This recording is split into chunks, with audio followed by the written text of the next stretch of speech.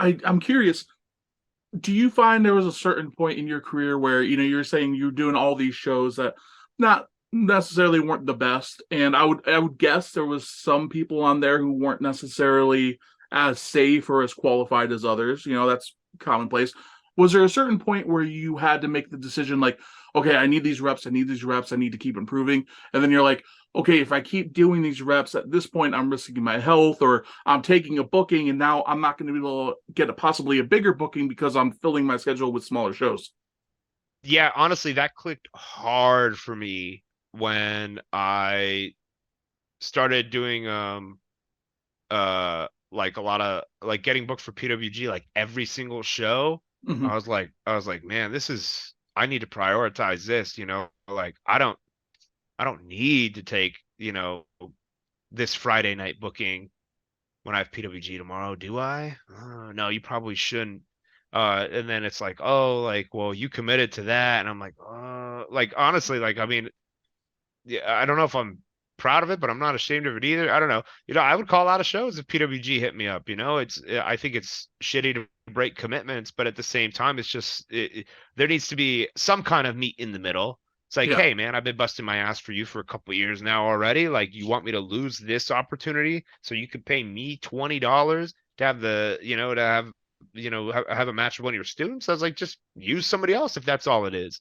Like, I don't feel too. It was always the context. So, each situation was different. There was times where I had to cancel for PWG and I felt awful, Yeah. but there was also times where we canceled or PWG because Yeah. someone was paying us, way more what we had like actually asked, and that probably bit us in the butt in the long run. Not too many guys turned down PWG, but we did a few times for moral reasons. I mean, I get not moral reasons, just professional reasons and pride, Yeah. and money reasons too.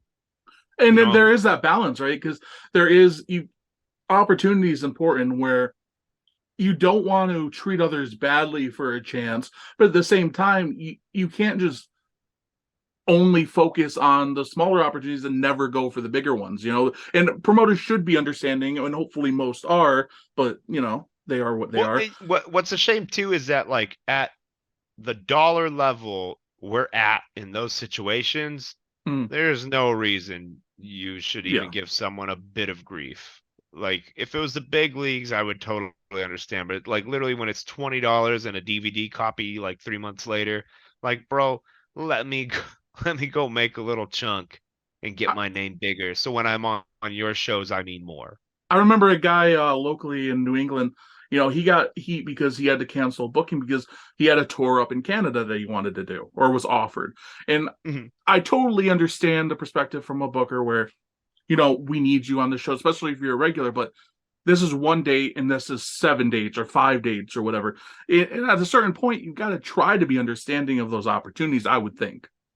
Yeah, yeah, and I mean, and because, and you know what? I think being a wrestler before being a booker was so crucial for that. Mhm.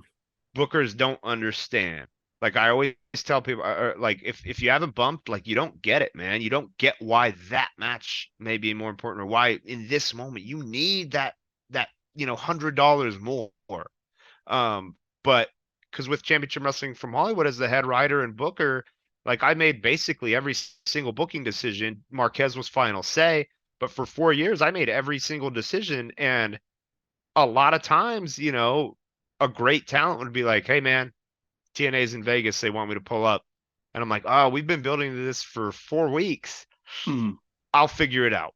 Yeah. Like, "Hey, it's no heat. I'll figure it out." Every single time, it didn't matter.